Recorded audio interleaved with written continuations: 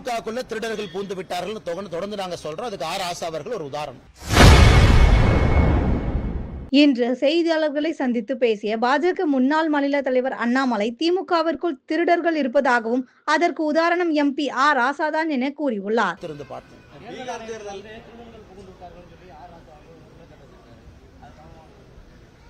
திமுகக்குள்ள திருடர்கள் பூந்து விட்டார்கள் தொடர்ந்து நாங்க சொல்றோம். அதுக்கு ஆர் ஆசா அவர்கள் ஒரு உதாரணம். அவர்களுடைய ஊழல் உதாரணம். டிஎம்கே ஃபைல்ஸ் நாங்க வெளியிட்டோம். நாளைக்கு சைதாப்பேட்டை கோர்ட்ல அண்ணன் டிஆர் பாலா அவர்கள் என்பதை தொடுத்திருக்கக்கூடிய வழக்கு விசாரணையில் இருக்கு. நாளைக்கு நான் ஆஜராகிறேன். ஆனால் திமுக கூடாரத்திற்குள்ள திருடர்கள் நிறைய புகுந்து விட்டார்கள் கடந்த 40-50 ஆண்டுகள். அதனால தான் இப்படி ஆகிவிட்டதுன்னு சொல்றோம். இன்னைக்கு ஆர் ஆசானன் அவர்கள் இன்னைக்கு எலெக்ஷன் கமிஷனுக்குள்ள திருடர்கள் போயிட்டாங்க. அதனாலதான் இப்படி ஆயிடுச்சு. அதனால இது எப்படி பார்த்திருக்குன்னா, வேலியை பார்த்து ஓனான் சிரிக்கிறதா, ஓனானை பார்த்து வேலி சிரிக்கிறதாங்கிறதா கேள்விங்கன்னா.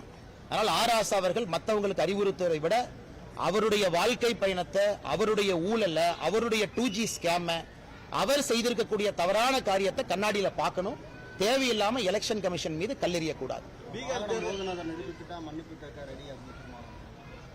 நான் திருமாவளவன் அரசியல் விட்டே போகணும்னு சொல்றேன். இதுல மன்னிப்பு என்பது இரண்டாவது நாள். ஏன்னா அவர் என்னை சம்பந்தப்படுத்தி இருக்கிறார். அவர் அண்ணாமலை இதுல சம்பந்தப்பட்டிருக்காருன்னு சொல்றாரு. பிஜேபி சங் பரிவார் இயக்க சம்பந்தப்பட்ட அதை ப்ரூவ் பண்ணுமல்லனே. சும்மா பத்திரிகையாளரை பார்த்து விட்டு மைக் இருக்கிறதா வாய்க்கு வந்ததெல்லாம் பேச முடியுமானே?